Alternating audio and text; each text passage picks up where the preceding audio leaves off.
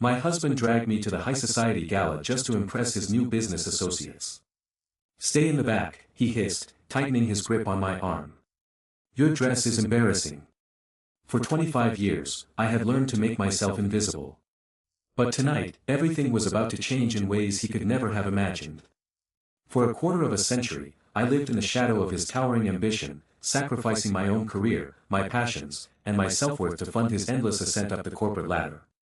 I remember the cold nights in our cramped starter apartment when I sewed his interview suits by hand, believing every promise that things would get better once he made partner. But as the wealth accumulated, his empathy eroded, replaced by a ruthless social Darwinism that measured human worth solely by designer labels, luxury cars, and exclusive club memberships. He forgot that the very seed capital which launched his empire didn't come from venture capitalists or wealthy relatives. It came from my late father's inheritance, quietly signed over during our third year of marriage under the guise of joint security. He built his entire public persona on the illusion of self-made brilliance, while treating me like an embarrassing relic of his humble beginnings, a dusty piece of antique furniture to be hidden away whenever important guests visited. Yet, standing beneath the glittering chandeliers of this opulent hotel ballroom, surrounded by the very elite who looked down their noses at anyone without a trust fund, a profound sense of clarity washed over me. The pain in my arm from his tight grip no longer stung with humiliation. Instead, it fueled a cold, calculated realization that his house of cards was built on profound arrogance and absolute ignorance. He thought I was still the submissive, terrified girl he married, unaware that for the past 6 months, my legal team had been quietly auditing every shell corporation, offshore account, and fraudulent asset transfer he orchestrated. The quiet humiliation he inflicted upon me daily was not a sign of my weakness, but the camouflage I needed to dismantle his entire existence without firing a single shot. As he strutted away toward a group of senior executives, flashing his practiced, insincere smile and gesturing expansively toward the buffet, he had no idea that the modest, out-of-style dress I wore tonight actually bore the designer tag of the secret holding company that owned the mortgage on this very luxury hotel. Every single person in this room, from the waiters serving champagne to the keynote speakers on the elevated stage, was operating under the assumption that my husband was the master puppeteer. But power, true power, is never loud, boastful, or insecure. It does not need to belittle a spouse in public to feel important. Real power is patient, observant, and completely invisible until the exact second it chooses to strike. The music swelled, a sophisticated jazz ensemble playing softly against the background chatter of wealthy elites exchanging hollow pleasantries, completely oblivious to the tectonic shift about to occur beneath their feet. My husband was currently busy charming the chief executive of the conglomerate, the very man whose signature was required to finalize the merger that would either make my husband a billionaire or bankrupt him entirely. I watched as my husband leaned in close, whispering something sycophantic, likely taking credit for achievements I had personally researched, written, and executed from my home office while he played golf. It is a fascinating psychological phenomenon how extreme narcissism blinds people to the obvious truth staring them in the face. He genuinely believed that because I never fought back, I was incapable of it, mistaking my decades of strategic silence for cowardice rather than the gathering of incriminating evidence. I took a slow, deep breath, smoothing the fabric of my supposedly embarrassing dress, knowing that within the hour, security guards would escort him out of these very doors with nothing more than the clothes on his back. The empire he was so desperate to showcase to these wealthy strangers was never his to begin with, it was merely a loan, and today, the principal was finally coming due. Across the vast expanse of the polished marble floor, the conglomerate's chief executive suddenly paused, his expression shifting from polite boredom to intense curiosity as his eyes drifted past my husband's shoulder and locked directly onto me. For months, my legal counsel had been corresponding with the chief executive's private office under a strictly confidential corporate alias, negotiating the buyout of the conglomerate's failing subsidiary using private equity funds that my husband didn't even know existed. My husband, completely misinterpreting the CEO's sudden distraction, assumed the executive was merely admiring the imported crystal chandeliers or perhaps evaluating the lavish spread of caviar and imported cheeses. He eagerly stepped further into the CEO's line of sight, puffing out his chest and launching into another rehearsed monologue about his projected quarterly growth, completely oblivious to the fact that the CEO was physically pushing past him to walk in my direction. The collective gaze of several prominent venture capitalists and senior board members followed the CEO's unexpected movement, creating an abrupt, heavy silence that rippled through the immediate vicinity of the ballroom. My heart beat with a steady, rhythmic calm, devoid of the panic my husband expected to see, as I watched the realization slowly dawn on his bewildered face. He turned around, his hand half extended in a gesture of misguided camaraderie, expecting to intercept the CEO and steer him back toward the safety of his sycophantic small talk. Instead, the CEO walked right past him without even a fleeting glance, stopping just inches away from where I stood beside the marble pillar, and bowed his head with profound, undeniable respect. The whispering among the surrounding socialites died down instantly, replaced by a tense, suffocating quiet as the highest-ranking titan of industry addressed me by my maiden name, the very name my husband had forbidden me from ever using in public. "Madam Chairperson," the CEO said clearly, his voice carrying effortlessly across the suddenly silent room, "the board has unanimously approved the restructuring, and all remaining assets have been successfully transferred to your primary account."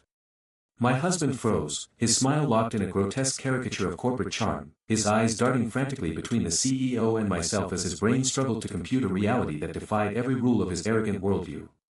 He opened his mouth to speak, to demand an explanation, to claim some bizarre association with the transaction, but no words came out. The sheer magnitude of the betrayal had finally stripped him of his rehearsed rhetoric. I didn't smile, nor did I look at him with triumph or malice. I simply looked at him with the cold, detached neutrality one reserves for an insignificant stranger whose lease has finally expired. The trap had been meticulously set, baited, and sprung, and as the heavy mahogany doors at the main entrance began to swing open to reveal 3 federal marshals accompanied by my corporate compliance officers, the final act of his manufactured fairy tale came crashing down into the dust.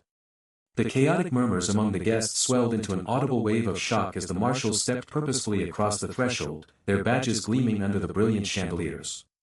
My husband stumbled backward, his manicured fingers clutching the lapels of his expensive tuxedo as if physical touch could anchor him to a reality that was rapidly dissolving.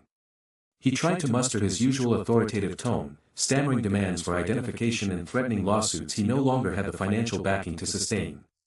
Yet, the lead officer ignored him entirely, walking past the trembling man to hand me the final portfolio containing the signed freeze orders on all personal and corporate assets. It was a masterclass in poetic justice, orchestrated down to the exact second, proving that absolute power belongs not to those who shout the loudest, but to those who hold the keys to the kingdom while everyone else is distracted by the noise. The golden cage he built to trap me had finally become his own permanent prison. When the newly appointed billionaire CEO arrived, he completely ignored my husband's eager handshake. Instead, his dark eyes scanned the room, locked onto my position in the shadows, and he began walking straight toward me with deliberate, unstoppable steps. The deafening murmur of the grand ballroom instantly evaporated, suffocated by an abrupt, breathless silence as every aristocratic head whipped around to track his trajectory. My husband's hand remained suspended awkwardly in midair, a pathetic monument to his own misplaced arrogance, his face draining of color until he looked like a ghost haunting his own celebration. But I could not afford the luxury of pity, because my mind was racing through a labyrinth of impossibilities. Why him? Why now? The last time our paths had crossed, I was merely the invisible administrative assistant carrying his briefcase, buried beneath mountains of quarterly reports while he orchestrated corporate takeovers from his corner office. Yet, here he was, bypassing the city's power players, the politicians, and the socialites who had spent the entire evening throwing themselves at his feet, all to cross a crowded room toward a woman wearing a faded, off-the-rack dress.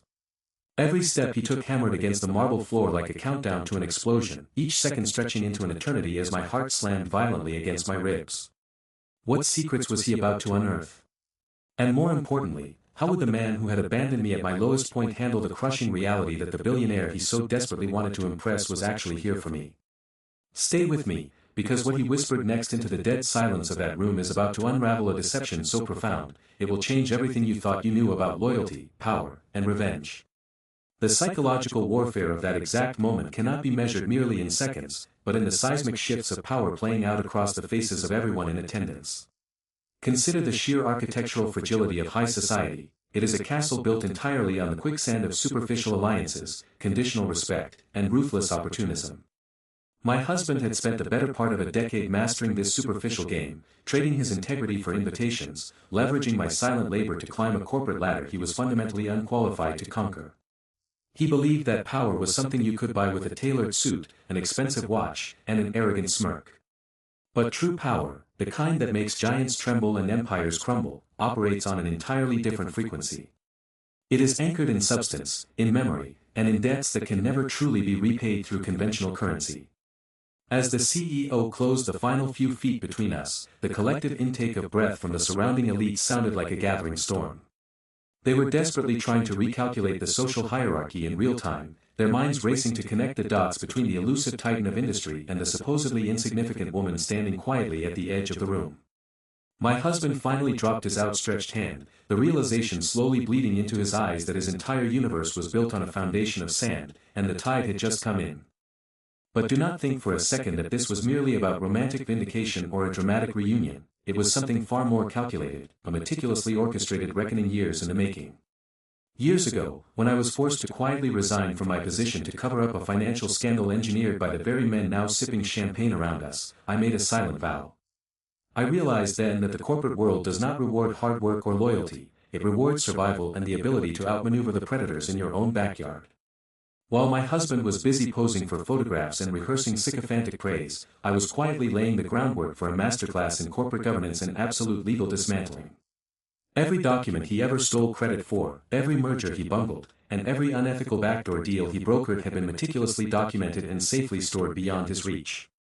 The billionaire standing before me now was not just a former boss or a distant acquaintance, he was the primary instrument of a legal and financial ambush that had been quietly authorized months ago, waiting only for the right psychological moment to strike. And what is that moment? It is the exact second when the arrogant predator believes he has won everything, only to realize he owns absolutely nothing.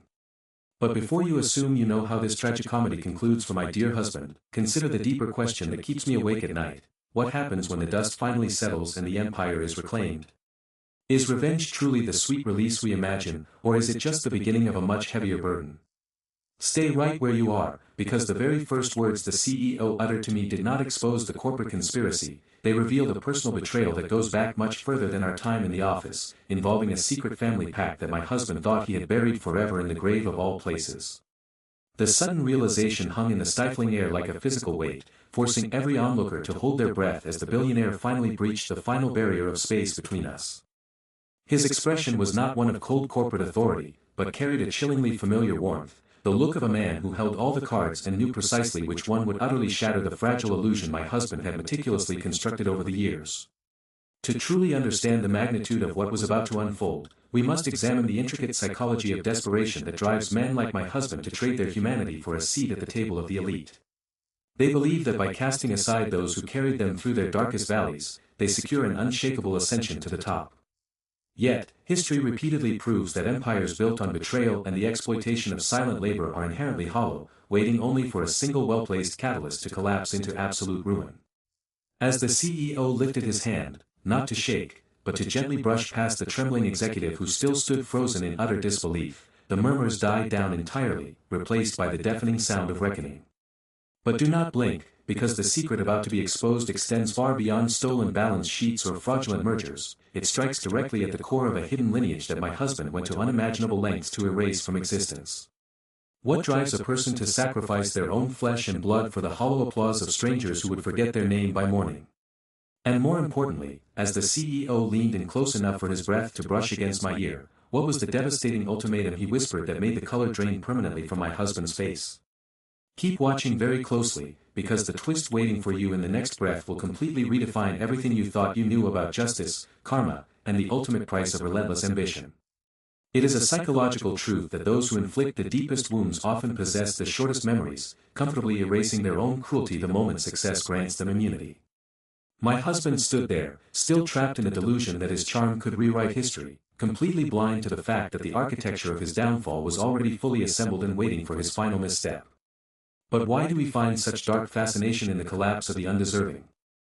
Perhaps because deep down, we crave proof that the universe possesses a moral equilibrium, a quiet mechanism that eventually demands payment for every deceit whispered behind closed doors.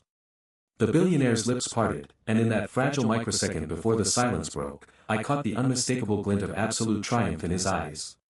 He did not look at my husband at all, his entire focus remained locked onto me, carrying the weight of a shared secret that had survived years of systematic suppression. And just as the tension reached a breaking point, threatening to snap the delicate nerves of every socialite watching, he finally spoke three devastating words that instantly transformed the lavish ballroom into a courtroom of ultimate judgment. But what exactly did he say, and how did it shatter the final illusion of my husband's stolen life? Prepare yourself, because the answer lies hidden in a revelation so explosive, it completely rewrites the boundaries of power, loyalty, and the true cost of betrayal.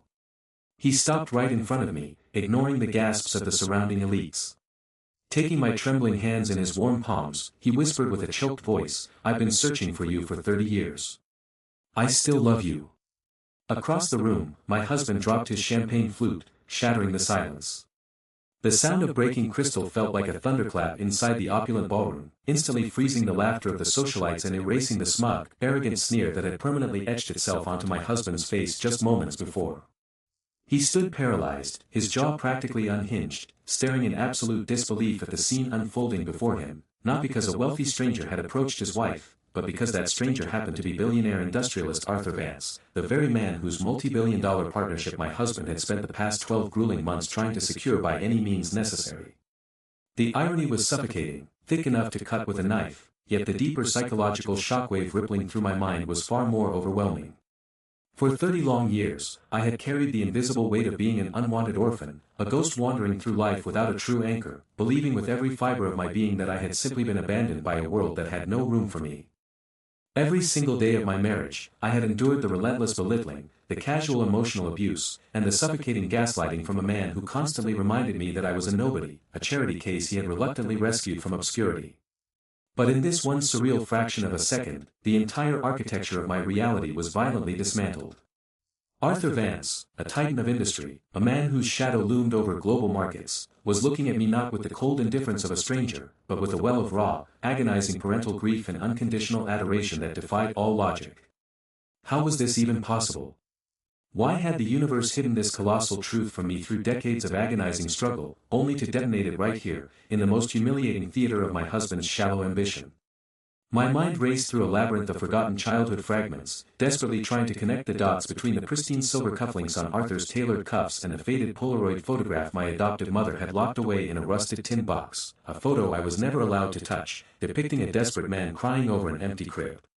And as Arthur pulled me closer into his protective embrace, shielding me from the sea of judgmental and utterly bewildered stares, I realized this wasn't just a melodramatic twist of fate, it was the violent collision of two completely parallel universes. My husband took a hesitant, trembling step forward, his lips parting to stammer some pathetic, sycophantic excuse, his eyes darting frantically between the billionaire's tear-stained face and the wife he had treated like dirt just minutes prior. But Arthur didn't even deign to throw a single glance in his direction.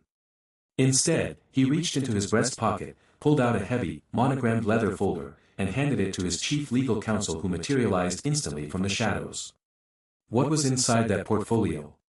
Was it the complete financial dismantling of my husband's fragile empire, or something far more devastating that would expose the true, criminal lengths to which my spouse had gone to isolate me? And more importantly, as the heavy oak doors of the ballroom began to lock from the outside, trapping every single mocking guest inside this theater of reckoning, what price was about to be paid for 3 decades of lies? Stay right where you are and keep your eyes glued to the screen, because the absolute masterstroke of this retribution is about to unfold in ways that defy every expectation you hold. The heavy silence inside the ballroom grew so thick that the faint, rhythmic ticking of a grandfather clock in the corner sounded like a countdown to an inevitable explosion. Every eye in the room was now pinned on Arthur Vance, whose broad shoulders trembled slightly beneath his bespoke Italian suit.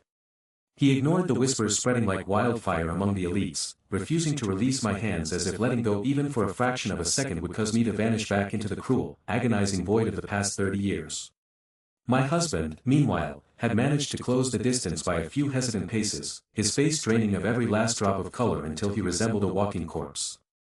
The sheer audacity of his previous arrogance had completely evaporated, replaced by a cold, suffocating panic that made his chest heave with shallow, ragged breaths.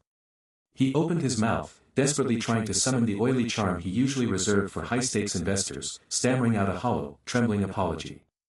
"Sir. Arthur, there must be some terrible misunderstanding here. My wife, she can be a bit confused at times, you know how these family matters get." But the words died in his throat the exact moment Arthur finally turned his piercing, ice-cold gaze toward him. It was a look devoid of anger, which was infinitely more terrifying. It was the chilling, absolute indifference a supreme predator reserves for an insect crawling across its path. Arthur did not raise his voice, yet every single syllable cut through the ambient air like a razor-sharp blade. "Misunderstanding?" Arthur echoed, his voice vibrating with a suppressed fury that made the nearest socialites instinctively recoil. For 12 months, you have hunted me across continents, begging for a 5-minute meeting, sending my office thousands of sycophantic emails, offering every conceivable concession just to secure a microscopic fraction of my portfolio. And yet, every single time my scouts came to evaluate your character, they reported back the exact same horrifying truth: a pathetic, insecure tyrant who systematically beats down the very person who holds the true key to my entire empire. The collective gasp that rippled through the room was deafening. My husband's knees buckled slightly, his hands shaking so violently that he had to grip the edge of a nearby mahogany table to keep from collapsing entirely onto the polished marble floor. The puzzle pieces violently slammed together in my mind, illuminating a dark, horrifying reality I had been too blind to see. My husband hadn't chosen me at random all those years ago in that quiet suburban bookstore. His predatory instincts, fueled by ruthless ambition and corporate espionage, had somehow caught wind of the whispers surrounding the vanished Vance heiress. He had stalked me, trapped me in a web of manufactured dependency, and isolated me from the world precisely because he suspected my bloodline held the ultimate golden ticket, all while treating me like worthless trash behind closed doors. The sheer cruelty of it made my stomach violently churn, a wave of profound nausea washing over me as I looked at the man I had dedicated the best years of my life to serving. But Arthur was not finished delivering his verdict. With a slow, deliberate motion, the chief legal counsel stepped forward, flipping open the heavy monogrammed leather folder to reveal a stack of thick, cream-colored documents stamped with federal seals and corporate red wax. Effective precisely at midnight last night, the lawyer announced in a voice that echoed coldly off the crystal chandeliers, Arthur Vance acquired 98% of your company's distressed debt, revoked every single line of credit, and filed 12 criminal indictments for corporate fraud, embezzlement, and systematic spousal abuse. My husband let out a choked, inhuman sound, a pathetic gurgle of absolute terror as the reality of his total, irreversible destruction crashed down upon him. He lunged forward, his hands outstretched in a desperate, pathetic plea for mercy, crying out my name like a drowning man clutching at a razor-thin reed. Please. Look at me. We are husband and wife. Tell him it's a mistake, beg him to stop this, he shrieked, tears streaming shamelessly down his contorted face as the security guard stepped out of the shadows to firmly pin his arms behind his back. I looked down at him, feeling not an ounce of pity, not a single lingering trace of the timid, broken ghost he had tried to mold me into, but rather a chilling, liberating sense of absolute sovereignty. As Arthur gently pulled me toward the grand private exit at the back of the ballroom, leaving the weeping social climber to the mercy of federal agents and ruined creditors, I took one final look back at the shattered remnants of my old life. And just as the heavy oak doors began to seal our exit, a sudden, ominous flash of light from the courtyard outside revealed something even more shocking waiting for us in the shadows, a sleek, armored black town car bearing the crest of a rival conglomerate, signaling that Arthur's war was only just beginning. What dark secrets did that mysterious rival hold, and how would this blood-soaked corporate vendetta change my destiny forever? Stay right where you are, because the ultimate twist is about to shatter everything you thought you knew. 3 decades ago, his powerful family forced us apart with ruthless threats, making me believe I had to sacrifice our future to save him. For 25 years, I lived under my husband's tyrannical control, never knowing that my first love had spent every single day looking for me. And let me tell you, the sheer psychological mechanics of how a human being survives that kind of sustained, covert gaslighting for a quarter of a century is something mainstream psychology rarely talks about. When you are systematically isolated, stripped of your financial autonomy, and made to feel like every breath you take is a burden on your own household, your brain undergoes a profound biological shift. It enters a perpetual state of hypervigilance, constantly scanning the environment for the slightest trigger of wrath from the man who was supposed to be your partner. My husband didn't just break my spirit, he built an invisible prison out of my own perceived inadequacies. Every anniversary dinner spent in icy silence, every public humiliation disguised as a casual joke at my expense, every time he casually reminded me that I was entirely dependent on his mercy, these weren't just isolated marital disputes. They were meticulously crafted bricks in a wall designed to keep me small, compliant, and utterly blind to my own worth. But what he failed to calculate, what tyrants of his exact psychological profile always failed to calculate, is that resilience is like a compressed spring. The heavier the weight you place on it, the more violent and unstoppable the rebound when the pressure finally fractures. For 25 years, I thought my silence was an act of preservation, a necessary sacrifice to keep the fragile piece of a broken home together. Little did I know, every quiet tear shed in the dark was actually water for a seed of awakening that was quietly taking root beneath the surface of my consciousness. And now, holding this embossed silver card across this sunlit table, the absolute irony of my existence hits me with the force of a tidal wave. While my husband spent his days climbing the corporate ladder through ruthless manipulation, secure in the delusion that I was permanently broken and permanently trapped, my past, the very past he thought he had successfully erased with a handful of threats and intimidation, had just walked back into my life in the most devastatingly magnificent way possible. But here is the question that keeps replaying in my mind, a question that changes the entire trajectory of everything I thought I knew. If my first love spent all those decades searching for me against insurmountable odds, why did it take a multi-billion-dollar empire and a chance encounter at the city's most exclusive charity gala for our paths to finally cross again? What was the hidden hand, the unseen catalyst that orchestrated this exact moment down to the second? The answer is not what you expect, and it leads directly to a revelation about my husband's secret business dealings that is going to make the ground shake beneath his feet. Because the truth is, my husband didn't just inherit his wealth through shrewd investments and market dominance, a fact that becomes glaringly obvious the moment you look beneath the polished veneer of his corporate portfolio. For years, I watched him nervously shred documents in his home office late at night, whispering frantic phone calls into the dark, always using that same dismissive, condescending tone he reserved for me whenever I dared to ask about our household finances. I used to think he was just stressed about quarterly earnings or fluctuating stock prices, buying into the carefully curated narrative of the overworked, brilliant provider he projected to the outside world. But sitting here, tracing the raised silver letters of this business card, a chilling realization washes over me: every single asset he currently boasts about, every luxury car parked in our driveway, every square foot of the sprawling mansion where he treated me like an invisible housekeeper. It was all built on a foundation of calculated theft and industrial espionage directed against the very man sitting across from me right now. My husband didn't just steal my youth, he systematically orchestrated the corporate sabotage of my first love startup 25 years ago, using my sudden disappearance as the ultimate emotional distraction to ensure my first love was too broken by grief to defend his intellectual property. Think about the sheer, diabolical symmetry of that strategy. By cutting me off and threatening my family, they didn't just remove a teenage girlfriend from the equation, they permanently crippled a brilliant young innovator at his most vulnerable psychological moment, allowing my husband's family to swoop in like corporate vultures and swallow up those multi-million-dollar patents for pennies on the dollar. It is a masterclass in white-collar predation, masked as an innocent family feud, executed by men in tailored suits who smile while they plunge a knife into your back. For decades, I was the collateral damage of a war I didn't even know I was fighting, trapped in a gilded cage financed by the very stolen dreams of the boy who never stopped looking for me. And the most intoxicating part of this entire revelation, the detail that makes my heart race with a terrifying, exhilarating rush of adrenaline, is that my husband has no idea the storm is already at his doorstep. He thinks I am still at home, anxiously waiting by the window for him to return from his golf outing, completely unaware that his entire empire is about to crumble like a house of cards built on quicksand. But before we get to the devastating endgame that is already set in motion for tonight's charity auction gala, we need to talk about the missing link, the one piece of evidence that my first love managed to recover from the ashes of the past, a piece of evidence that proves beyond a shadow of a doubt that my husband's crimes were not just ethical lapses, but federal offenses carrying prison sentences. And when I reveal what is hidden inside this unassuming leather folder resting right here on our cafe table, you are going to understand why my husband's arrogant smirk is about to be wiped off his face forever. But how did my first love manage to bypass the highest levels of corporate security to secure this smoking gun? The answer lies in a betrayal so close to home, involving someone my husband trusts more than anyone else in the world, that it will shatter the final illusions of his carefully constructed life before the sun even goes down. Because the person feeding every single confidential bank statement, every hidden offshore account password, and every incriminating internal email directly into my first love's hands isn't a disgruntled former employee or an anonymous whistleblower, it is none other than my husband's own beloved business partner, the man who helped him bury those dark secrets a quarter of a century ago and is now ready to watch the entire corrupt enterprise burn to the ground.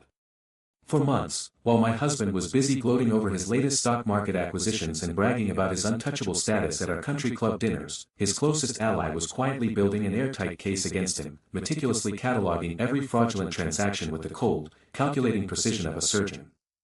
And now, as I slide this leather folder across the table and watch the faint, knowing smile spread across my first love's face, I realize that justice isn't just coming, it has already arrived, wearing the exact same tailored suit as the man who thought he could buy and sell human lives with impunity. But what happens the very second my husband walks through the front door tonight and finds us both waiting for him in the living room? Stay tuned, because the fallout from this single moment is about to redefine everything you thought you knew about power, betrayal, and the unstoppable fury of a woman finally taking back her throne. Karma takes time, but it always delivers. My former husband lost everything to his own greed and unlawful schemes, while I finally reclaimed my life, my dignity, and the love I thought was lost forever. Tell me in the comments where you are watching from, and what you would do if your past came back to save you.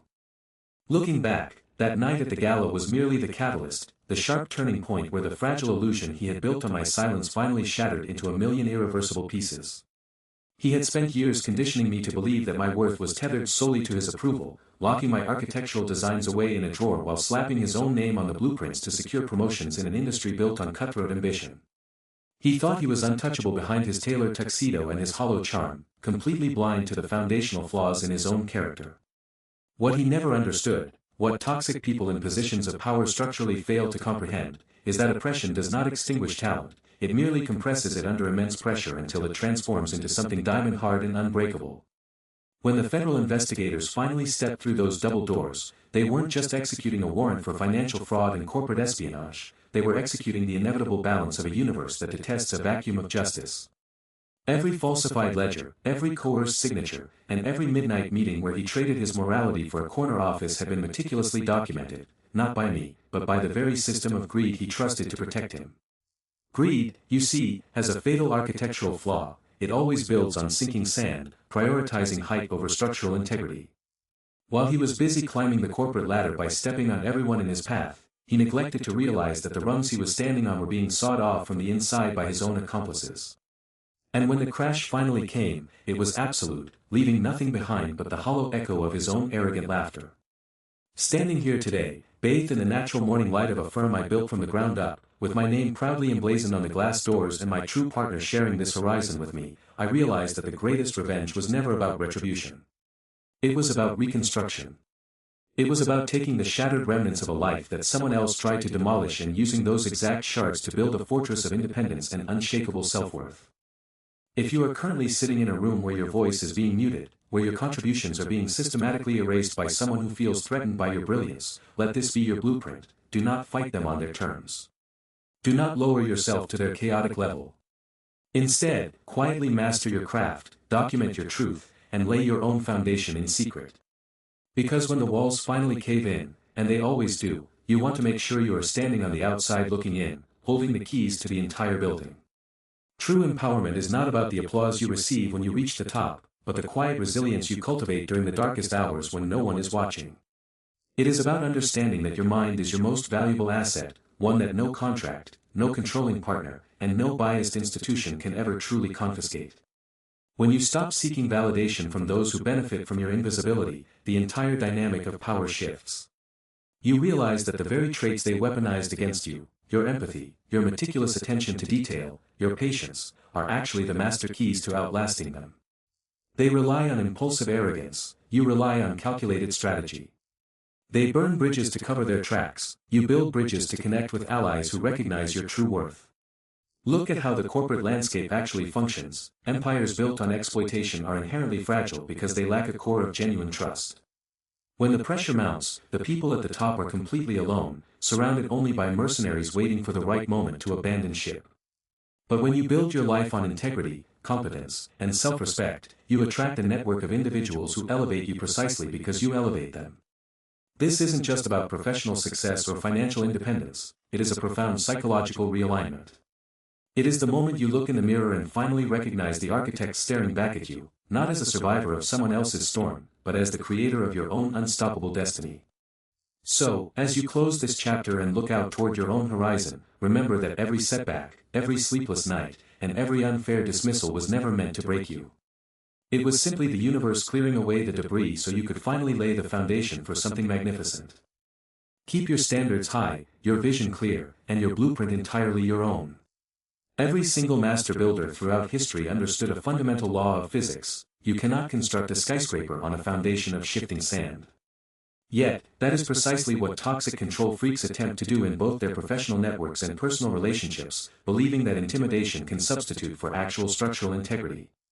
They spend all their energy managing optics, crafting elaborate facades to hide the hollow, rotting core of their character, while genuine creators are quietly reinforcing the pillars that will ultimately support the entire weight of the enterprise.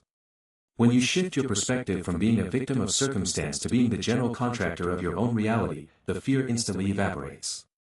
You stop reacting to their petty games and start designing a life so operationally sound that no amount of sabotage can ever penetrate it. Think about the mechanics of true resilience. It is not about absorbing blows indefinitely, it is about changing the geometry of your environment so that hostile forces slide right off your perimeter. The workspace you cultivate, the boundaries you enforce, and the partners you choose to align with must all serve a singular, uncompromising purpose, protecting your peace while maximizing your creative output. That is the ultimate secret the corporate gatekeepers never want you to discover. True power does not come from holding someone else down, but from rising so high through sheer competence that they cannot even reach you with their toxicity. So, as you review your own blueprints today, ask yourself honestly, are you still spending precious energy repairing someone else's collapsing walls, or are you finally pouring concrete for your own unshakable future? Because the moment you commit to building for yourself, the entire horizon changes from a distant dream into an absolute certainty. Every stroke of the pen on these new architectural plans represents more than just commercial success, it represents absolute sovereignty over my own time, my own vision, and my own creative destiny. When you no longer have to ask permission to exist in your own brilliance, the entire velocity of your life accelerates in ways you never thought possible. The silence that used to feel suffocating in that old life has now been replaced by the steady, satisfying hum of a thriving enterprise where every single voice is respected and every contribution is visibly celebrated. We are currently finalizing the structural engineering for a sustainable urban development project that spans across 3 major metropolitan districts, a commission that would have been completely impossible while I was tethered to someone whose primary full-time job was managing his own deep-seated insecurities. He used to mock my late-night sketching sessions, calling them impractical distractions from the real world of corporate politics, yet those exact sketches are now the physical blueprint shaping the skylines of tomorrow. There is a profound, poetic justice in realizing that the very attributes he tried to systematically extinguish are the exact pillars holding up my entire empire today. This is why you must never let anyone else edit your life's blueprint, no matter how loud their demands or how intimidating their presence might seem in the moment. They only have power over you as long as you are willing to use their pencils to write your story. The moment you pick up your own pen, walk away from the negotiation table, and start drawing lines that protect your worth, the entire power dynamic permanently shifts in your favor.